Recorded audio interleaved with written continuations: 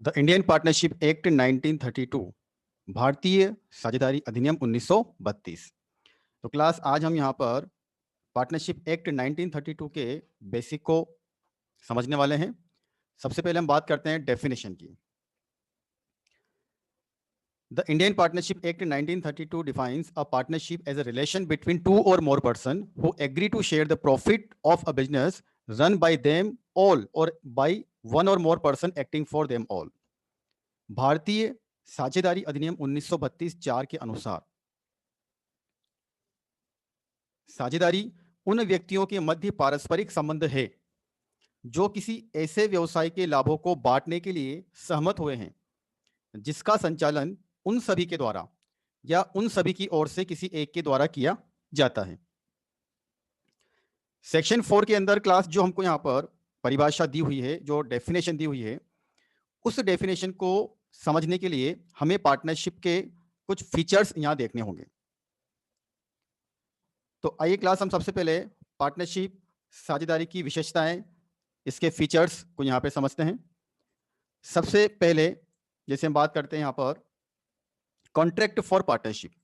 अब contract for partnership का मतलब क्या होता है, तो उसको हम एक बार डिटेल में यहाँ पे समझते हैं। एक पार्टनरशिप जब दो या दो से अधिक व्यक्तियों के द्वारा की जाती है तो उन सभी पर्सन के बीच में, उन सभी व्यक्तियों के बीच में एक अनुबंध होता है, एक समझौता होता है, एक एग्रीमेंट होता है। ठीक है, तो पार्टनरशिप का जन्म, साझेदारी का जन्म समझौते के द्वारा होता है, जिसको हम बोलते हैं एग्रीमेंट, कॉन्ट्रैक्ट, अनुबंध। और ये जो एग्रीमेंट होता है ये लिखित अथवा मौखिक हो सकता है। तो ये जो पार्टनरशिप का हमने फीचर देखा है, पार्टनरशिप की जो हमने यहाँ पर पहली विशेषता देखी है, वो हमें यहाँ पर ये बताती है कि बिना एग्रीमेंट के, बिना समझौते के पार्टनरशिप नहीं हो सकती। ठीक है, a partnership is contractual in nature as the definition state. A partnership is an association of two और मोर पर्सन। ये दो या दो से अधिक व्यक्तियों का एक एसोसिएशन होता है, एक संबंध होता है। So a partnership result from a contract or an agreement between two और मोर पर्सन। इसका अभिप्राय यह है कि पार्टनरशिप तभी हो सकती है जब दो या दो से अधिक व्यक्तियों के बीच एग्रीमेंट होता हो, कॉन्ट्रैक्ट होता हो। बिना एग्रीमेंट के, बिना कॉन्ट्रैक्ट के ये पार्टनरशिप नहीं बन सकती। तो पार्टनरशिप किसी ऑटोमेटिक किसी कानून के द्वारा नहीं बनती है। मतलब आपको अगर पार्टनरशिप करनी है तो दो या दो से ज्यादा व्यक्तियों को आपस में एग्रीमेंट करना होगा। ठीक है, एग्रीमेंट करना होगा। और ये जो एग्रीमेंट है ये रिटर्न और ओरल, लिखित अथवा मौखिक हो सकता है। तो ये हमारी पार्टनरशिप की पहली विशेषता है, पहला फीचर है। ये पार्टनरशिप का जन्म किसी एग्रीमेंट, किसी समझौते या अनुबंध के द्वारा होता है। ठीक है, सेकेंड, यदि हम इसकी विशेषता की बात करें तो पार्टनरशिप फर्म की यदि हम स्थापना करना चाहते हैं तो उसके लिए कम से कम दो व्यक्तियों का होना आवश्यक है। एक अकेला व्यक्ति मिलकर के पार्टनरशिप फर्म की स्थापना नहीं कर सकता। तो पार्टनरशिप फर्म, साझेदारी फर्म की स्थापना के लिए कम से कम दो व्यक्तियों का होना आवश्यक है। और ये जो व्यक्ति होते हैं, दो या दो से अधिक, उनके अंदर अनुबंध करने की क्षमता होनी चाहिए, उनके अंदर एग्रीमेंट करने की कैपेसिटी होनी चाहिए। अब अनुबंध करने की क्षमता किसमें होती है? तो अनुबंध करने की क्षमता, एग्रीमेंट करने की क्षमता, चाहे वो एग्रीमेंट लिखित हो अथवा मौखिक हो। तो अनुबंध करने की क्षमता को समझाने के लिए भारतीय अनुबंध अधिनियम 1872 में ये बताया हुआ है, एक अवयस्क व्यक्ति, पागल व कानून के द्वारा कोई अयोग्य व्यक्ति फर्म में साझेदार नहीं हो सकते। ठीक है, एक बार फिर से हम यहां पर इसको डेफिनेशन को देखते हैं। भारतीय अनुबंध अधिनियम 1872 के अनुसार एक अवयस्क मतलब माइनर, पागल मतलब अनसाउंड माइंड का पर्सन, और अगर किसी व्यक्ति को यहां पर कानून के द्वारा, लॉ के द्वारा यहां पर अयोग्य घोषित कर दिया गया है तो वो किसी फर्म के अंदर पार्टनर नहीं बन सकते। ठीक है, तो सबसे पहले हमको समझना है कि पार्टनरशिप फर्म यदि हम ओपन करना चाहते हैं, पार्टनरशिप फर्म की स्थापना करना चाहते हैं, तो कम से कम दो व्यक्तियों का होना आवश्यक है। और ये दोनों व्यक्ति या दो से अधिक व्यक्ति ऐसे होने चाहिए जो एग्रीमेंट कर सकते हो आपस में। एक माइनर व्यक्ति, एक पागल मतलब अनसाउंड माइंड का व्यक्ति, और कानून के द्वारा कोई अयोग्य व्यक्ति किसी फर्म के अंदर पार्टनर नहीं बन सकते। कम से कम 2 व्यक्ति होने की आवश्यकता को पार्टनरशिप एक्ट में बताया हुआ है, लेकिन साझेदारी फर्म में पार्टनर की अधिकतम संख्या कितनी हो, इसके लिए पार्टनरशिप एक्ट में, जो पार्टनरशिप एक्ट है 1932, उसमें किसी प्रकार का प्रोविजन नहीं दिया हुआ है। लेकिन कंपनी अधिनियम की धारा 464 के अंतर्गत इसका प्रावधान किया गया है।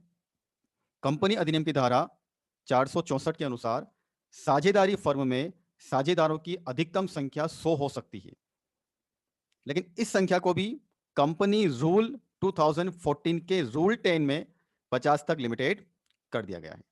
ओवरऑल हम ये कह सकते हैं कि कम से कम 2 व्यक्तियों की आवश्यकता होती है किसी पार्टनरशिप फर्म को ओपन करने के लिए, और पार्टनर की अधिकतम संख्या 50 तक हो सकती है।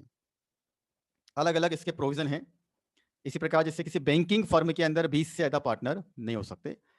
A partnership is an association between 2 और more person. The law also prohibit minor from being partner. देखिए यहां पर भी बताया हुआ है कि एक माइनर व्यक्ति यहां पर किसी फर्म के अंदर पार्टनर नहीं बन सकता, क्योंकि उसके अंदर, एक माइनर व्यक्ति के अंदर, एक अवयस्क व्यक्ति के अंदर, अनसाउंड माइंड मतलब पागल व्यक्ति के अंदर अनुबंध करने की कैपेसिटी नहीं होती है, वो कोई एग्रीमेंट नहीं कर सकता। इसीलिए यहां पर कानून में अवयस्क को किसी फर्म का पार्टनर बनाने से मना किया हुआ है। लेकिन एक अवयस्क व्यक्ति को, एक माइनर को पार्टनरशिप फर्म में लाभों में हिस्सा देने के लिए पार्टनर बनाया जा सकता है, but minor can be admitted to the benefit of a partnership. वो एग्रीमेंट नहीं कर सकता, लेकिन उसको प्रॉफिट में शेयर देने के लिए उसको पार्टनर बनाया जा सकता है। ठीक है, तो हमने यहां पर 2 पॉइंट समझने हैं। सबसे पहले इंपॉर्टेंट बात यह है कि पार्टनरशिप के लिए कम से कम कितने व्यक्ति होना चाहिए, तो 2 या 2 से अधिक व्यक्ति। अब ये जो पर्सन की हम बात कर रहे हैं, व्यक्ति की हम बात कर रहे हैं, वो माइनर नहीं होना चाहिए, वो अनसाउंड माइंड का व्यक्ति नहीं होना चाहिए, वो कानून के द्वारा अयोग्य व्यक्ति नहीं होना चाहिए। ठीक है, माइनर और अनसाउंड व्यक्ति की अगर हम बात करें तो वो एग्रीमेंट नहीं कर सकते, उनमें अनुबंध करने की क्षमता नहीं होती है। और जैसे हम जानते हैं पार्टनरशिप फर्म की स्थापना तभी होती है जब 2 या 2 से व्यक्ति आपस में कोई समझौता करते हैं, कोई एग्रीमेंट करते हैं, कोई कॉन्ट्रैक्ट करते हैं। ये कॉन्ट्रैक्ट चाहे लिखित में हो या फिर मौखिक में हो। ठीक है, चलिए तो एक बार फिर से यहाँ पर हम शॉर्ट में से समझते हैं। पार्टनरशिप फर्म में मिनिमम 2 पर्सन की हमें आवश्यकता होती है, और अधिकतम 100 या 50 या 20, अलग अलग केस में अलग अलग नंबर यहाँ बताए हुए हैं, हो सकते हैं नंबर मैक्सिमम। माइनर जो होता है वो पार्टनरशिप फर्म में पार्टनर नहीं बन सकता, क्योंकि वो कॉन्ट्रैक्ट नहीं कर सकता। बट पार्टनरशिप फर्म में प्रॉफिट में हिस्सा प्राप्त करने के पर्पज से एक माइनर को पार्टनर बनाया जा सकता है, केवल प्रॉफिट में हिस्सा प्राप्त करने के लिए। ठीक है, डिटेल में हम इसको आगे समझने वाले हैं। चलिए, अब हमें पार्टनरशिप फर्म की अगली विशेषता को समझना है, केयरिंग ऑफ बिजनेस। सबसे पहले हमने क्या देखा इसमें, यहाँ पर पार्टनरशिप फर्म की स्थापना किसी समझौते के द्वारा होती है, एग्रीमेंट होना चाहिए। उसके बाद फिर हमने यहाँ पर मिनिमम नंबर देखे, कम से कम 2 पार्टनर होना आवश्यक है। अब हम बात करते हैं कि ये जो पार्टनरशिप फर्म की स्थापना की जाती है, ये किसी व्यापार को, किसी व्यवसाय को, किसी प्रोफेशन को चलाने के लिए की जाती है। ठीक है, there are 2 aspect of this element. The firm must be carrying on some business. ठीक है, कहने का मतलब ये है यहाँ पर कि कोई बिजनेस होना चाहिए, कोई प्रोफेशन होना चाहिए, कोई व्यापार होना चाहिए, और उस व्यापार को चलाने के लिए ये पार्टनरशिप की स्थापना की गई हो। ठीक है, अब जो बिजनेस हम यहाँ पर चलाएंगे, जो पार्टनरशिप हम यहाँ पर बनाई गई है किसी बिजनेस को चलाने के लिए, किसी प्रोफेशन को चलाने के लिए, किसी व्यापार को चलाने के लिए, तो बिजनेस को चलाने का मुख्य उद्देश्य होता है प्रॉफिट मोटिव, लाभ कमाना। ठीक है, लाभ कमाना। तो जो बिजनेस पार्टनरशिप फर्म के लिए, जो बिजनेस पार्टनर के द्वारा चलाया जा रहा है, उसका मुख्य उद्देश्य क्या होता है, प्रॉफिट कमाना। The ultimate aim of the business should be to make gain which are then distributed among the partner. Partnership firm का उद्देश्य प्रॉफिट कमाने का होना चाहिए, और उस प्रॉफिट को कमाने के बाद, उसको अर्न करने के बाद पार्टनर्स में उसको बांटा जाएगा। इसका मतलब हम यहां पर ऐसा बोल सकते हैं, यदि कोई फर्म चैरिटेबल पर्पस के लिए बनाई जाती है तो उसको हम यहां पर पार्टनरशिप नहीं बोल सकते। If there is no intention to earn profit, there is no partnership. यदि कोई फर्म बनाई गई है जिसका उद्देश्य यहां पर लाभ कमाना नहीं है, तो हम उसको यहाँ पर पार्टनरशिप नहीं बोल सकते। तो क्लास थर्ड नंबर का जो इसकी कैरेक्टरिस्टिक्स है, थर्ड नंबर की इसकी जो विशेषता है वो ये होती है कि पार्टनरशिप फर्म ओपन करने का उद्देश्य किसी व्यापार को चलाना होता है, और व्यापार चलाने के द्वारा सभी पार्टनर्स प्रॉफिट अर्न करने का उद्देश्य रखते हैं। ठीक है। इसी प्रकार पार्टनरशिप फर्म की जो अगली विशेषता यहाँ पर हो सकती है वो होती है प्रॉफिट शेयरिंग। जैसे अभी हमने यहाँ पे देखा कि पार्टनरशिप फर्म को ओपन क्यों किया गया था, पार्टनरशिप फर्म क्यों बनाई गई थी, किसी बिजनेस को चलाने के लिए। अब बिजनेस चलाने का उद्देश्य क्या होता है? प्रॉफिट अर्न करना, प्रॉफिट कमाना। अब अगली विशेषता इसी प्रॉफिट से रिलेटेड है। प्रॉफिट कमाने के बाद वो प्रॉफिट पार्टनरशिप फर्म के सभी पार्टनर्स में वितरित किया जाएगा, डिस्ट्रीब्यूट किया जाएगा। एक निर्धारित तरीके से यहां पर वो प्रॉफिट सभी पार्टनर्स में बांटा जाएगा। The sharing of profit is one of the essential element of a partnership. Partnership का मुख्य तत्व है ये लाभों का बंटवारा। लाभों का बंटवारा फर्म के द्वारा बिजनेस को चलाया गया, पार्टनरशिप फर्म में प्रॉफिट को कमाया गया। अब उस प्रॉफिट का एक सिस्टमेटिक तरीके से, निर्धारित तरीके से, एक निर्धारित अनुपात में सभी पार्टनर्स के बीच में उस प्रॉफिट को बांटा जाएगा। ठीक है। चलिए, तो ये थी हमारी यहाँ पर अगली विशेषता जिसको हमने यहाँ पर पार्टनरशिप की जो डेफिनेशन है उससे यहाँ पर समझा है। लास्ट इसमें होता है म्यूचुअल एजेंसी। ये इसकी एक बहुत महत्वपूर्ण विशेषता है। म्यूचुअल एजेंसी क्या होता है? देखिए, जैसे भी हमने देखा यहाँ पर कि पार्टनरशिप की जो स्थापना होती है वो किसी समझौते के द्वारा होती है। दो या दो से अधिक व्यक्ति कोई एग्रीमेंट करते हैं, कॉन्ट्रैक्ट करते हैं, तो उससे पार्टनरशिप फर्म की स्थापना होती है। उसके बाद हमने देखा यहाँ पर कम से कम दो व्यक्ति होने चाहिए। फिर हमने देखा कोई बिजनेस होना चाहिए, व्यापार होना चाहिए। फिर हमने पार्टनरशिप की एक और विशेषता को देखा, व्यापार के द्वारा जो फर्म को प्रॉफिट होगा वो प्रॉफिट एक निर्धारित तरीके से सभी पार्टनर्स में बांटा जाएगा। अब जो विशेषता हमको यहां पर समझनी है वो है अनलिमिटेड लायबिलिटी। अनलिमिटेड लायबिलिटी, असीमित दायित्व। अब असीमित दायित्व का मतलब क्या होता है? देखिए, जब एक पार्टनरशिप फर्म बनती है, जैसे हमारे सामने यहाँ पर एक इमेज है, इसमें 5 पार्टनर हैं। ये पांचों पार्टनर मिलकर के किसी बिजनेस को चलाते हैं। ठीक है। अब मान लीजिए यहाँ पर जो पार्टनर है मिस्टर रेड, ये पार्टनर है मिस्टर रेड। ये जो पार्टनर है और इसके साथ में यहाँ पर 4 पार्टनर और हैं। तो ये जो बिजनेस यहाँ पे चलाया जाएगा ये इन पांचों के द्वारा सामूहिक रूप से, कॉमनली ये पांचों इसको एक साथ मिलकर के चलाएंगे, या फिर इन पांचों के कहने पर या इन पांचों की सहमति से किसी एक व्यक्ति के द्वारा भी इस बिजनेस को चलाया जा सकता है। इसको बोलते हैं ऑपरेशन ऑफ बिजनेस, व्यापार का संचालन। तो व्यापार का संचालन किसके द्वारा किया जा रहा है? सभी के द्वारा, या सभी व्यक्ति आपस में एक एग्रीमेंट करके, आपस में एक म्यूचुअल कंसेंट से, आपसी सहमति से किसी एक व्यक्ति को व्यापार चलाने के लिए अधिकृत कर सकते हैं, संचालन करने के लिए। तो मान लीजिए यहाँ पर कि मिस्टर रेड जो एक पार्टनर है, 5 पार्टनर है, 5 में से मिस्टर रेड एक पार्टनर है।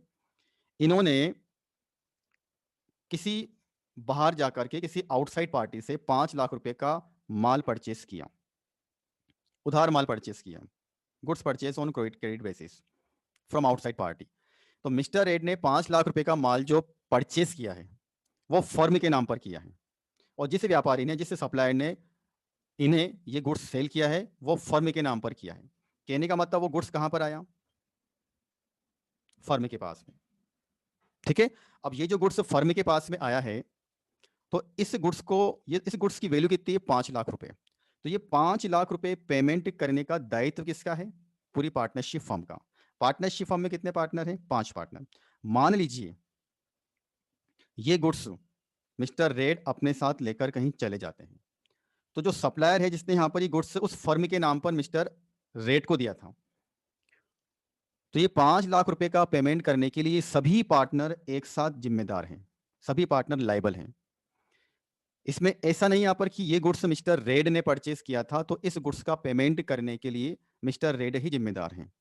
Mister red, mister green, mister blue, mister black, mister dark blue, ये पांचों पार्टनर 5 लाख रुपए का पेमेंट करने के लिए सामूहिक रूप से जिम्मेदार हैं एंड सेपरेटली भी जिम्मेदार है। मान लीजिए यहाँ पर कि ये पार्टनरशिप फर्म छोड़ के कहीं पर कुछ समय के लिए चले जाते हैं तो फिर लायबिलिटी बचे हुए पार्टनर की आएगी। ठीक है, तो ये जो प्रोविजन है, ये जो कॉन्सेप्ट है, इसको हम बोलते हैं अनलिमिटेड लायबिलिटी। एक पार्टनर के द्वारा किए गए कार्य के लिए, एक पार्टनर के द्वारा किए गए कार्य के लिए सभी पार्टनर्स को कॉमनली, सभी पार्टनर को सामूहिक रूप से जिम्मेदार ठहराया जा सकता है। ठीक है, चलिए इसको हम यहां पर एक बार फिर डेफिनेशन की तो समझते हैं।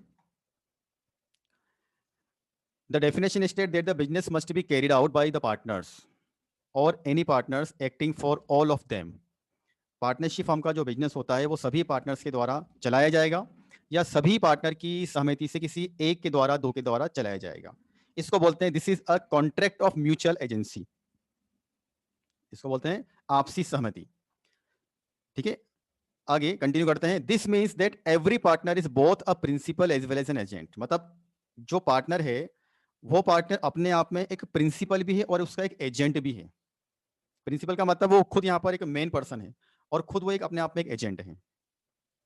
An act done by any of the partner is binding on all the other partners. एक पार्टनर के द्वारा अगर पार्टनरशिप फर्म के अंदर कुछ भी एक्टिविटी की जाती है, गुड्स को परचेज करना, गुड्स को सेल करना, असेट को परचेज करना, कोई सा भी ट्रांजेक्शन अगर किसी एक पार्टनर के द्वारा किया जा रहा है तो उस ट्रांजेक्शन के लिए वो पार्टनर तो जिम्मेदार होगा ही, वो पार्टनर तो लायबल रहेगा, लेकिन उसके साथ साथ पूरी पार्टनरशिप फर्म उस ट्रांजेक्शन के लिए सामूहिक रूप से लायबल मानी जाएगी।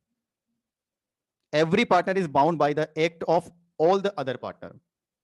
ठीक है, इसको बोलते हैं यहाँ पर अनलिमिटेड लायबिलिटी। तो यहाँ पर जैसा मैंने आपको एग्जांपल दिया कि 5 लाख रुपीस का गुड्स यहाँ पर मिस्टर रेड ने परचेस किया था, तो इसका मतलब ये नहीं है यहाँ पर कि ये जो 5 लाख रुपए का पेमेंट है केवल मिस्टर रेड को ही करना है। मिस्टर रेड अपने आप में एक पार्टनर है तो उनको भी करना है और उनके साथ में सभी पार्टनर को एक साथ पेमेंट करना है। ठीक है, तो ये 5 लाख रुपए का पेमेंट करने के लिए सभी पार्टनर सामूहिक रूप से और इंडिविजुअली पृथक पृथक जिम्मेदार माने जाएंगे। इसको बोलते हैं अनलिमिटेड लायबिलिटी। ठीक है, तो क्लास ये हमने सबसे पहले क्या किया, पार्टनरशिप एक्ट की डेफिनेशन को हमने यहां पर पढ़ा। तो पार्टनरशिप एक्ट की डेफिनेशन यहां पर 1932 के सेक्शन 4 में दी हुई है। अब एक बार हम फिर से इसको समझते हैं। यह पार्टनरशिप उन व्यक्तियों के मध्य पारस्परिक संबंध है जो किसी ऐसे व्यवसाय के लाभों को बांटने के लिए सहमत हुए हैं जिनका संचालन उन सभी के द्वारा या उन सभी की ओर से किसी एक के द्वारा किया जाता है। अब इसी डेफिनेशन से हमने यहाँ पर पार्टनरशिप की 5 विशेषताओं को समझा है। सबसे पहले, एग्रीमेंट से किसी पार्टनरशिप का जन्म होता है। 2 या 2 से अधिक व्यक्ति आपस में कोई एग्रीमेंट करते हैं, कोई अनुबंध करते हैं, कोई कॉन्ट्रैक्ट करते हैं, तब पार्टनरशिप की स्थापना होती है। दूसरा फीचर, दूसरी विशेषता हमने यहाँ पर समझी, पार्टनरशिप के लिए कम से कम 2 व्यक्तियों की होना आवश्यक है। कम से कम 2 व्यक्ति होना जरूरी है। मैक्सिमम की लिमिट यहां पर एक्ट में नहीं दे रखी है लेकिन वो 50 तक हो सकते हैं। ठीक है, पार्टनरशिप का मुख्य उद्देश्य व्यापार चलाना होता है और उस व्यापार के द्वारा उनका मुख्य उद्देश्य प्रॉफिट कमाने का होना चाहिए। क्या होना चाहिए? प्रॉफिट कमाने का। और उस प्रॉफिट को सभी पार्टनर एक निर्धारित तरीके से आपस में बांटने के लिए सहमत होने चाहिए। और ये जो बिजनेस यहां पर चलाया जा रहा है इसका संचालन उन सभी के द्वारा या उन सभी की ओर से किसी एक के द्वारा किया जाता है। और पार्टनरशिप के अंदर जो पार्टनर होते हैं, जो साझेदार होते हैं, उन सभी का दायित्व अनलिमिटेड होता है, असीमित। असीमित का मतलब एक पार्टनर के द्वारा पार्टनरशिप फर्म में यदि कोई ट्रांजैक्शन किया जाता है तो उस ट्रांजैक्शन के लिए सभी पार्टनर यहां पर लायबल, जिम्मेदार माने जाएंगे।